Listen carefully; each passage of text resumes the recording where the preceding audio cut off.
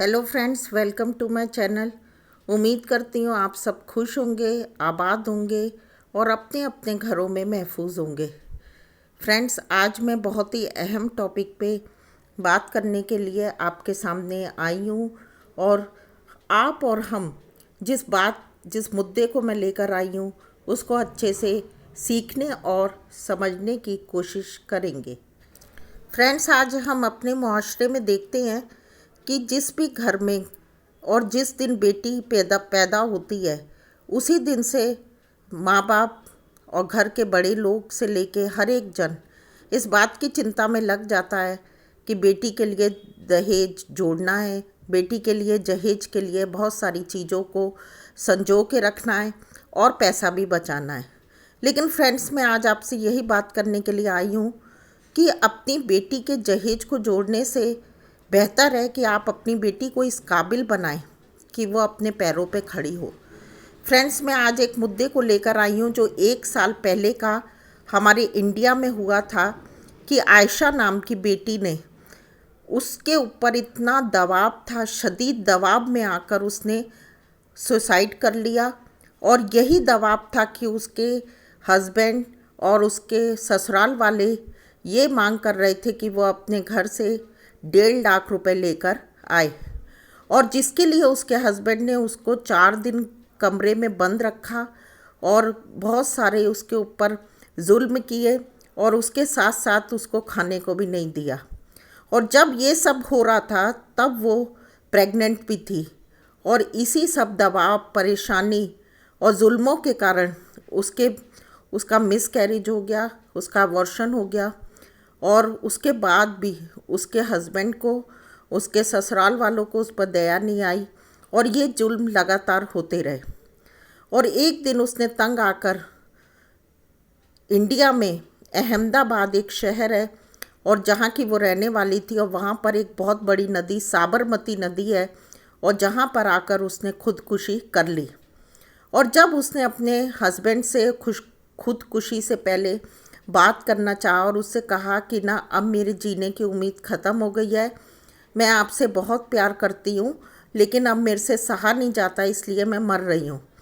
तो उसके हस्बैंड के ये शब्द थे कि ठीक है, तुम मर जाओ और मरने के समय तुम अपना एक वीडियो बनाना और मुझे देना, क्योंकि मुझे नहीं लगता तुम मरोगी। और वो बेटी आयशा ने इतने सारी बातों को सह कर, और जब उसका दिल टूट गया कि उसके हस्बैंड के ये शब्द हैं, और उसने आखिरकार एक वीडियो बनाया और साबरमती नदी में कूद कर उसने जान दे दी। और उसने यही कहा कि मेरे अल्लाह के पास मैं जा रही हूँ और मैं अल्लाह से यही कहती हूँ कि मेरे को जन्नत दे। फ्रेंड्स, मैं यहाँ ये कहना चाहती हूँ कि हमारा खुदा कभी नहीं चाहता कि हम कोई भी गलत तरीके से अपनी जान को ले, क्योंकि कोई भी इंसान किसी दूसरे इंसान को जब ज़िंदगी नहीं दे सकता तो ये ज़िंदगी जो है हमारी खुदा की दी हुई नेमत है। और इस नेमत को जब खुदा ही अपने पास किसी को बुलाना चाहता है तब वो बुलाता है।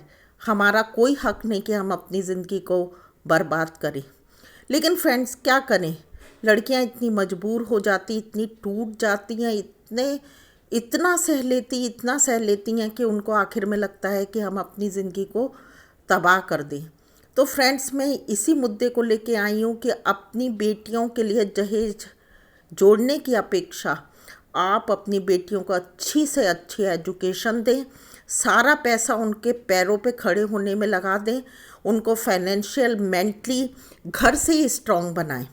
और उसके साथ साथ मैं यही कहना चाहती हूँ कि जिन भी घरों में बेटे हैं और बेटों के माँ बाप हैं, उनको ये सोचना चाहिए कि किसी भी लड़की के मायके से लाए हुए जहेज से, पैसों से ज़िंदगी नहीं कटेगी और हमको ये जुल्म नहीं करने हैं। और ख़ासकर माँ बाप को अपने बेटों को समझाना चाहिए कि वो अच्छे से अच्छा पढ़ लिख कर अपने पैरों पे खड़े हों और दहेज के लालची ना बने, बल्कि अपने एक सही मर्द बने।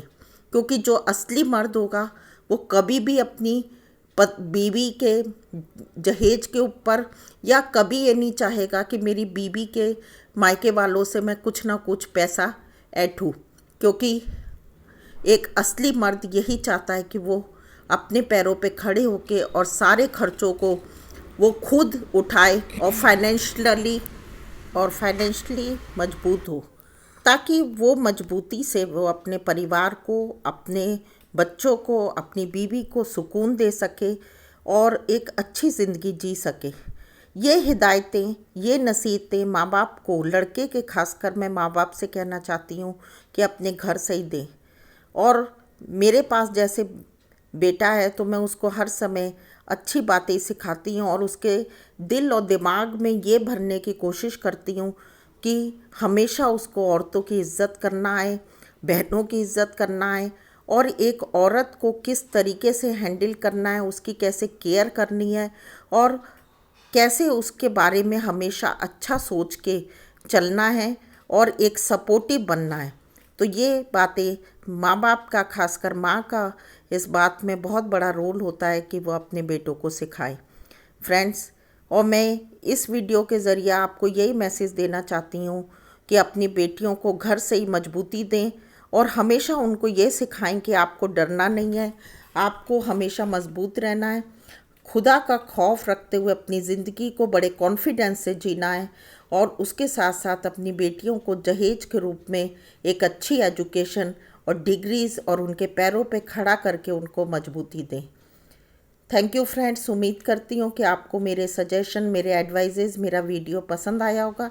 अगर पसंद आता है तो आप इसे लाइक करें, थम्स अप दें, शेयर करें और उसके साथ साथ मुझे सपोर्ट करने के लिए सब्सक्राइब भी करें। मिलते हैं नेक्स्ट वीडियो में। Till then bye bye. अपना और अपनों का ख्याल रखें और हमेशा खुश रहें।